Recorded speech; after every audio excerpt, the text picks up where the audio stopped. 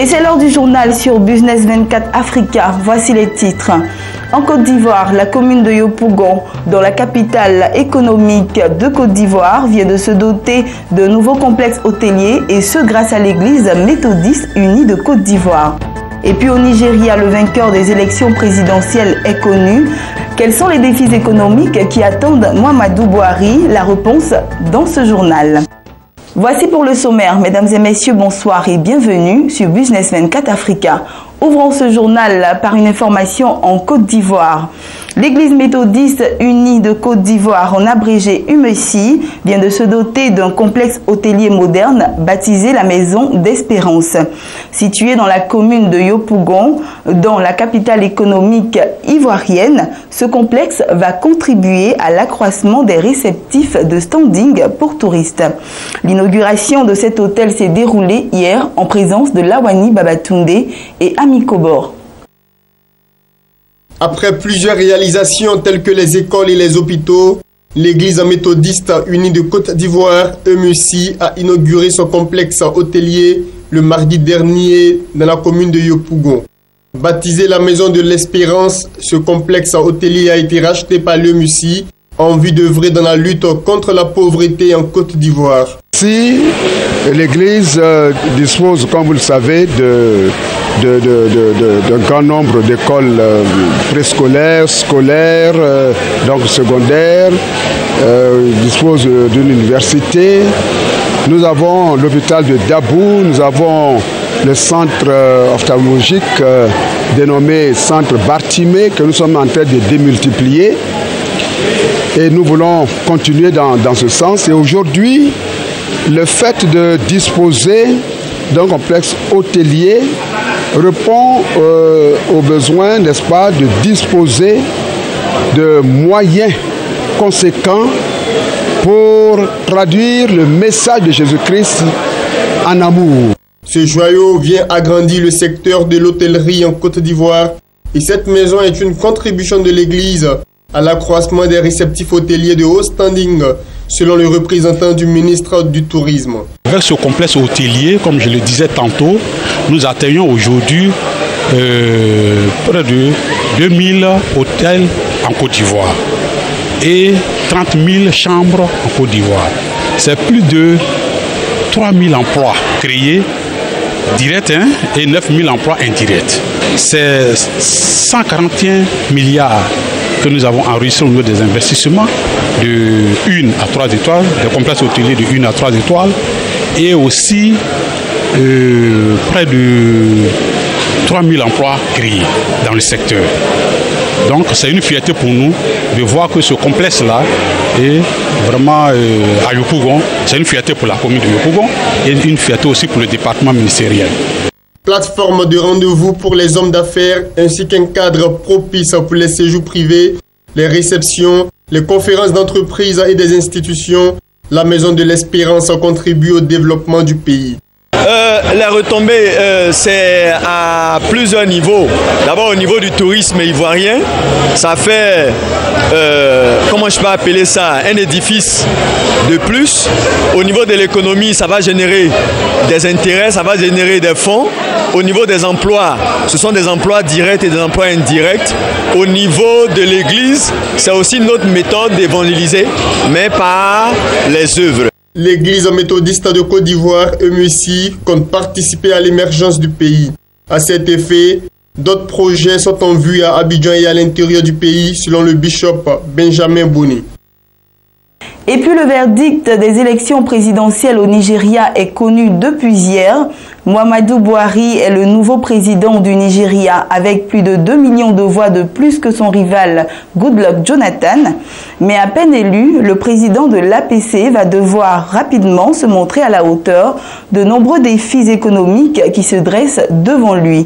Suivons ensemble l'analyse de notre reporter Lawani Babatunde.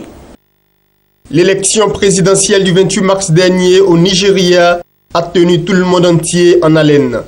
Alors que la commission électorale n'a toujours pas annoncé de résultats officiels, le désormais ex-président du Nigeria, Goodluck Jonathan, a appelé son rival Mouhamadou Bouhari pour le féliciter pour sa victoire.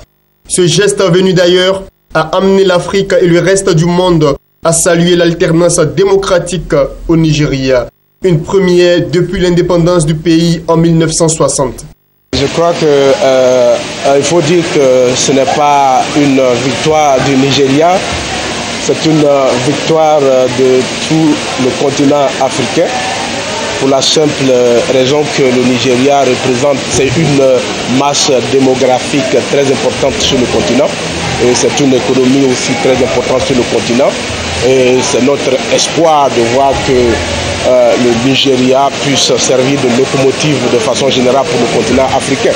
Et maintenant, nous autres en Afrique de l'Ouest, on croit que cette victoire, ce n'est pas aussi la victoire du Nigeria, c'est la victoire de la sous-région ouest africaine, parce que nous avons d'autres élections qui s'en viennent, comme les élections générales de la Côte d'Ivoire, les élections générales du Togo, et puis je crois le Burkina Faso. Si nous avons été épargnés des violences auxquelles nous nous attendions, je crois qu'il faut saluer le président sortant qui a fait acte de grandeur d'esprit et qui a congratulé le président élu et qui a montré, je crois, une leçon aux autres qui doivent se présenter aux élections dans notre sous-région. Donc c'est une victoire pour la démocratie africaine et il faut dire bravo aux Nigérians de nous avoir donné, n'est-ce pas, cette opportunité-là. Aujourd'hui, la page des élections est bien tournée et c'est une véritable course contre la montre qui commence pour le nouveau président Muhammadu Buhari, tant les défis économiques sont énormes. Le candidat du All Progressives Congress va devoir rapidement traduire ses idées en actes pour lutter contre la corruption, une des grosses plaies de la première économie d'Afrique. En plus de l'insécurité, la lutte contre la corruption est d'ailleurs l'une de ses principales promesses de campagne. En 2014, l'ancien gouverneur de la Banque centrale du Nigeria, Lamido Sanusi, avait accusé la compagnie nationale pétrolière, la NNPC, de n'avoir pas versé 50 milliards de dollars obtenus de la vente de pétrole brut sur les comptes publics. Presque tous les secteurs d'activité connaissent d'ailleurs cette même réalité. Le Nigeria est aujourd'hui confronté à un manque d'infrastructures économiques. Les hôpitaux et les écoles sont en nombre insuffisant pour une population estimée à plus de 150 millions d'habitants. Malgré son rang de premier producteur de pétrole en Afrique, le Nigeria est handicapé par la faiblesse de son réseau électrique. L'accès à l'eau potable est encore un luxe pour la majorité de la population nigériane. La pauvreté est partout visible. 65% de la population vit avec moins de 2 dollars par jour, selon un récent rapport de l'OCDE. La réalité, c'est que la richesse nationale profite à une minorité de la population. La baisse du coût de pétrole n'est pas faite pour arranger la situation. Le Naira, la monnaie locale, a même subi une dévaluation en fin d'année 2014. Pour beaucoup d'observateurs, l'espoir est permis avec cette élection démocratique au Nigeria. Une bonne leçon donnée aux autres pays de l'Afrique. Et nombreux sont les économistes aujourd'hui optimistes quant à l'avenir économique de ces géants africains. Intéressons-nous au Burkina Faso, cette fois-ci en images. Le travail a repris dans les usines de production de boissons alcoolisées des brasseries du Burkina, à Bobo-Dioulasso et à Ouagadougou, ainsi que dans les centres de distribution. Le leader burkinabé, qui produit 4 millions de bouteilles par jour, était paralysé depuis une semaine par une grève du syndicat national des travailleurs des brasseries réclamant une valorisation salariale de 100% et un programme de travail moins contraignant. Ce mouvement a entraîné des pénuries de bière et d'eau minérale à Ouagadougou et dans certaines régions, occasionnant un manque à gagner de 2 à 3 milliards de francs CFA.